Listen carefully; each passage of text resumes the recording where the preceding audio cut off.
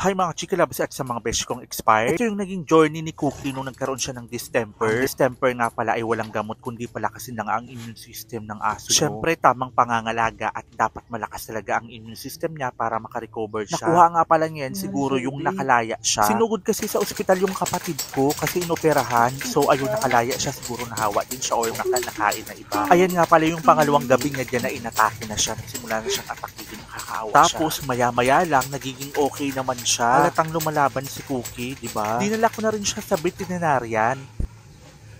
Laban ako, laban.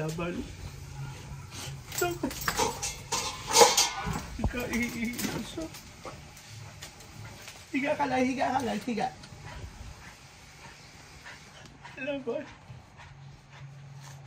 Laban ako.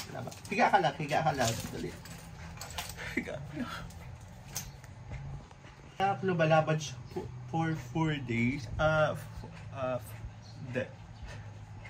Limang beses na po siyang ina-atake. Ayan. Labang ka lang. Ayan. Wala daw po kasing gamot sa kanyan. Tinurukan lang ng pagpalakas ata ng immune system. Tingnan niyo siya. Tapos, ayun. Yung mga foods niya talaga kailangan may wet.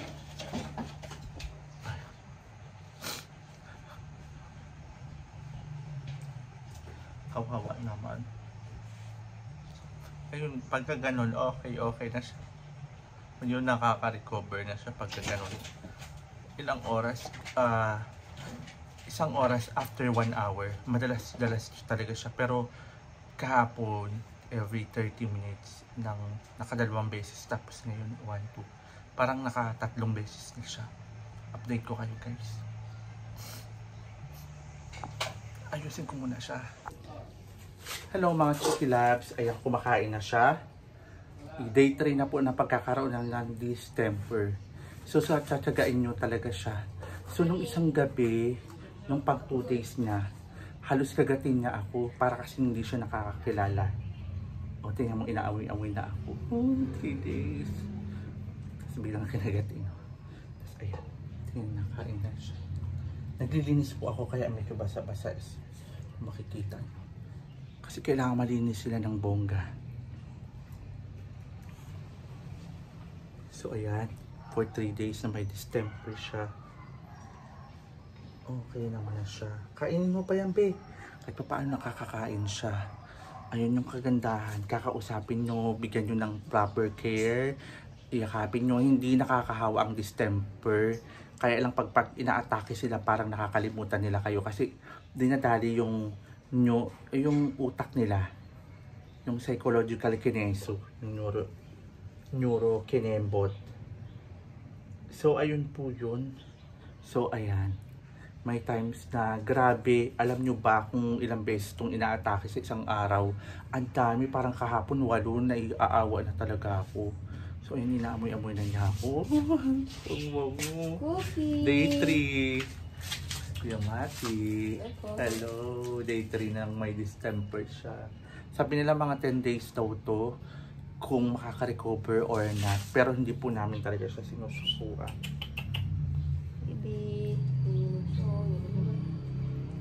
Ayun, tingnan nyo guys. O parang ina-atake na naman siya, tingnan mo.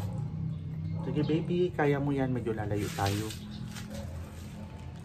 Minsan pag natutumba siya, ang ginagawa ko, iyakap po siya kasi baka mamaya makagat ako. No, do not touch it. Dami lang yan. Hindi yan, okay lang. Tingnan nyo. Tapos naglalaway siya. Ayan po. Akala nga namin nung una rabies. So, ayan. Saan matutumba yan? Advanced phase mo yan nagkaka-seizure. Parang nagsisisure po siya. Ayan. Baby, you can do it.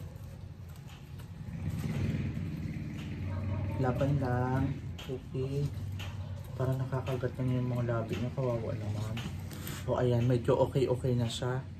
Hindi siya ganun kagrabe ngayon. Pero minsan grabe po yan. O ayan. Siguro pag crowded, sobra yung seizure niya. Pagka ano? Pag crowded. Huwag niya na palabasin to. Oo, kaya nga Dito nandito. Oo nga. Ayan, update po ulit namin kayo day 3 na. Naglalaway siya. Wawa naman. Para mga sipon na ito po ata yan. Hi guys, ayan, nainom na siya ng tubig. Yehey, kagaling na si Cookie. Yehey. Eh, baby at ma, dudumihan ka dyan. Hala, ayan na.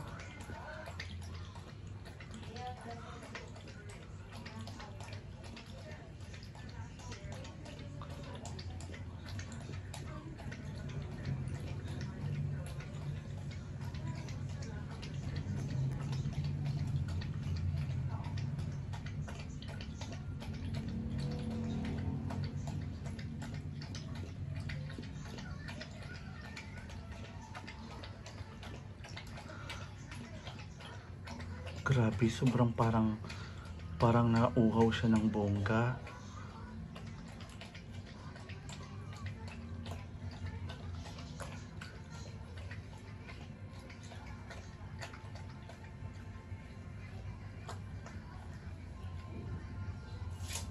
Kainin mo yan, anak, dali. Kaya kumain pa siya. Ang pinapakain ko po dyan yung atay, saka yung chicken skin, pero usually atay lang talaga. Ayan. Tapos lalaga nyo, tapos yung kanin medyo malambot talaga siya guys, para medyo na okay siyang makakain, kayang-kaya niyang i-ano. Tapos syempre alam nyo naman na bawal yung may asin-asin, yung mga tipong ganon. Hindi ako makapag-dinis, mapaya lang na-interrupt siya.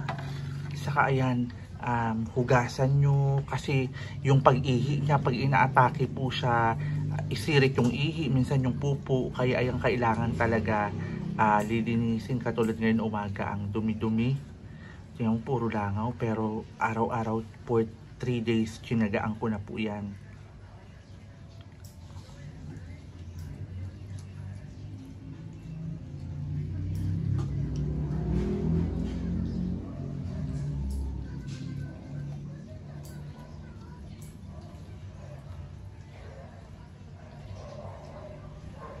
Sabi daw po, ayan pa, mapula yung mata. Pag mapula ang mata, malakas ang immune system. Tapos, lumalaban. Pero pag puti na, asahan nyo, talagang halos 80%. Ang 20% ang chance na survivor, tapos 80% yung fatality, yung mamamatay na yung aso nyo. Ayan. Tsaka alak, doon ka sa gilid, huwag ka dyan. Update ko na lang po ulit kayo.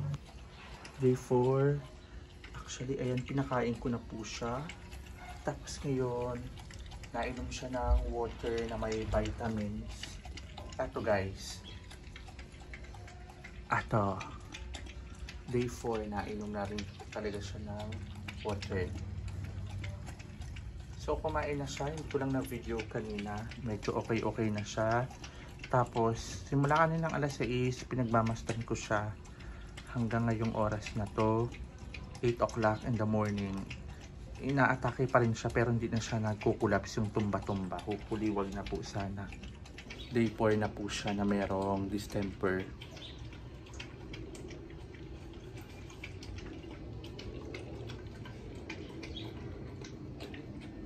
Hopefully tuloy-tuloy yung paggaling niya. Lumalaban si Cookie. Good job, anak. Pagka hindi mo na kaya, baby, magpahinga ka na, ha? Hala, parang naiyak siya. Bye-bye. Pahinga ka na, baby, ha? Pagka hindi mo na kaya, ha? Okay lang ako, ha? Sige na, anak, ha?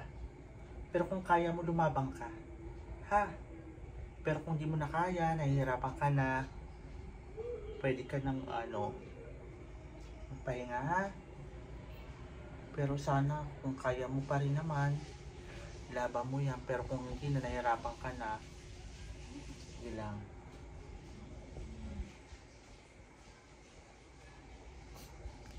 Pahinga ka na lang. Kawawa naman.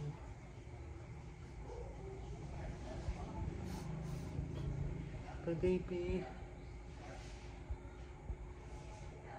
ka na nakain, oh. Kung naka 4 days ka na, oh. Dali, kain na, laban.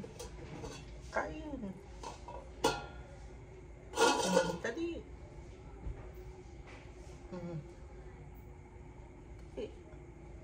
hindi ka na nakain. O, dapat nakain ka na yan. Gutom ka na.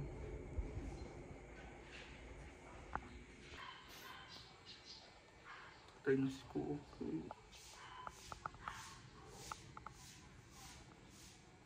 Bye-bye.